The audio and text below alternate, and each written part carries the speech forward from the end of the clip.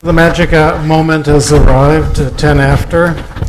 So today I want to talk a little bit about the deepening of racial segregation in the United States in the 1920s, and then I want to move to Herbert Hoover before he was president. In many respects, Herbert Hoover is the sort of first modern politician as we would understand them.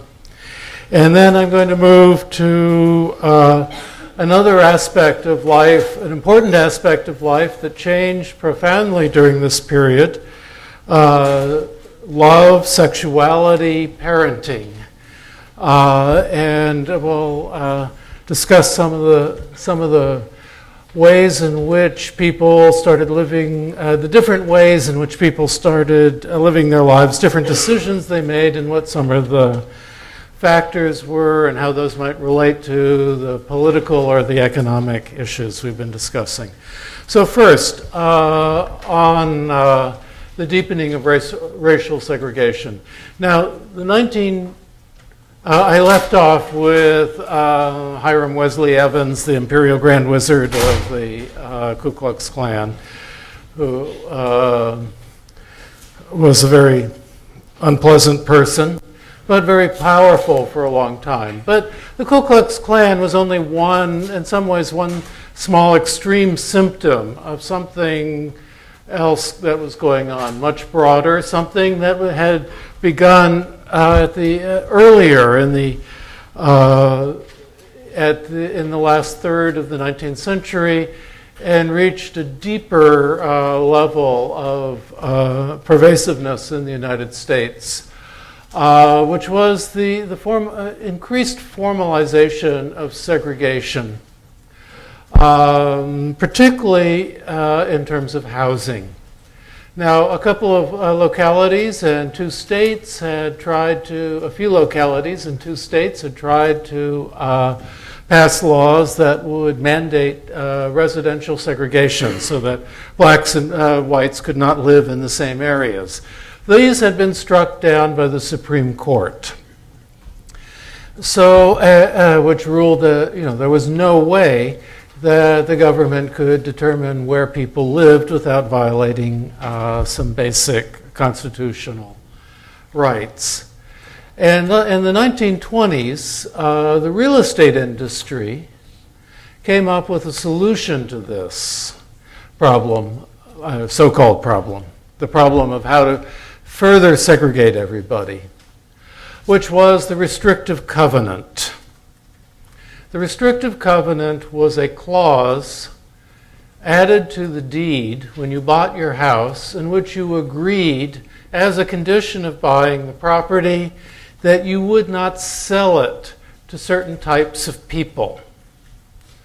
For instance, the house where I live, the house I bought, as part of buying it, there was a restrictive covenant that's attached to the deed, which says if I complete the sale, as a condition of completing the sale, I agree never to sell the house to anybody who is Jewish, Mexican, Negro, Portuguese, Armenian, Italian, Arab, and a number of other things. And I said, well, this means I couldn't legally buy this house if this were binding. Why am I signing this? And, well, it's unenforceable. We can't take it out of the deed. So these things many of you actually may at some point when you get a little older and buy property, depending on where the property is located, find a similar kind of deed. The Supreme Court in 1940, the theory of this restrictive covenants is that this was not government action. This was private citizens agreeing to discriminate in the use of their property. And therefore that should be fully constitutional. Citizens have a private right, a personal right to discriminate, to be prejudiced, etc. And so it would be in the form of a contract which then if somebody violated it, the courts would enforce. This became the Achilles heel of the restrictive covenant. So in 1947, the Supreme Court ruled that, in fact, courts enforcing such a contract is government action and a violation of equal treatment under the 14th Amendment. But it started in 1921, so that's almost 30 years later. And then, of course, it would be further illegal in many states. California in 1959 passed the Unruh Civil Rights Act, which prohibited such activities. But I guess these things remain in the documents in case the Supreme Court and some future Supreme Court reverses its opinion and says, yes, it's perfectly okay for courts to execute these agreements. And if in some future California, the Civil Rights Act is repealed and formal discrimination is once again made legal. But this would, for older properties, this was a sort of hit and miss thing. But what happened in the 1920s was a period of suburban expansion, or in the case of LA even, urban expansion. And so real estate boards sat down and determined where people would live. So if you were Jewish in Los Angeles, you could only buy property in the newer areas around the Fairfax corridor. The restrictive covenants would prevent you from buying property in the more desirable Mid-Wilshire area, Hancock Park. If you were Japanese, you could only buy property, a home on Crenshaw. If you were African American, you could only buy property on Central Avenue. Now, whites could buy property anywhere. I mean, of course, there were restrictive covenant, Jews are white, but it's the language of the time. There were certain areas, Larchmont Square was reserved for Italians, so Italians could buy property. So this was actually some strange group of people sitting down with a map of Los Angeles and marking out where different groups would be allowed to buy property. This is all through private action, but it has had long consequences of segregating the city in very profound ways. And then the city police department would stop people who were of the wrong appearance in a given neighborhood. So there was this reinforcement that you don't mingle, you stay apart. And it creates a lesson for people that there are some profound differences, that anyone who is from another group must be a danger to you in some way, and at the very least must be a danger. So these discrimination or exclusion broadened in the service industries, in restaurants, in bars, in theaters. So the decision of a private property owner to decide, I'm not going to serve a cup of coffee to someone of the wrong race, became of a race I don't want to have in my place, became very common. In New York City, which was certainly one of the more liberal cities, we would say, in the United States, someone leaving, an African American leaving Harlem, crossing, let's say 110th Street on Manhattan, and going downtown, would not, on 7th Avenue, would not find a single restaurant, bar, or coffee shop where he would be served until he reached 42nd Street, which is quite a few miles.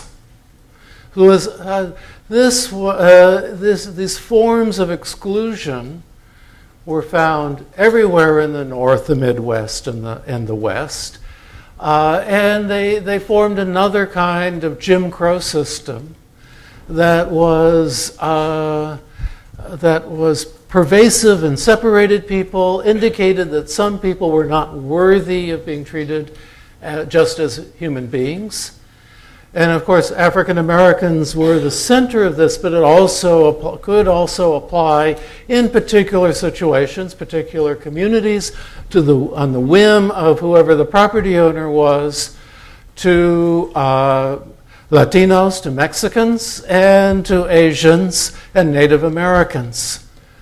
It was pervasive. It was something that was finally eradicated in the North, and so by the mid-60s, though there was great resistance to it on the grounds that this was a government infringement on property rights and the rights of people to use their property as they wanted to. How excluding someone, there are all sorts of explanations for this, and how the exclusion of people from certain kinds of markets, for instance, how you, if you divide up the market, the housing market as it was in the 1920s, how does this benefit anybody? You would think that if you had a larger pool of customers for a set of properties, that prices would likely rise faster. So in a sense, the economics of it don't quite make sense. I think in this case, it's an example of racist thinking, racist ideology becoming something in and of itself, that you excluded people because it was deemed to be the correct thing to do, not because there was some sort of larger motive. One can understand in the 19th century different groups competing for jobs, and they take advantage of the vulnerabilities of each other. One can understand the motivations of the segregationists in the South who were trying to consolidate power through a politics of exclusion. It's harder to understand the motivations of racial prejudice that takes place in the 1920s on these kind of instrumental terms. It seems to be something that happens for its own terms. The irony of this is, at this very same time in the 1920s, scientists were beginning to discover that there was no biological basis for race. And so the quasi or pseudo-scientific basis of much justifications for racial segregation were collapsing while it was deepening. Anyway, on another level, Herbert Hoover was president from 1929 to the beginning of 1933, and an important person for a variety of reasons.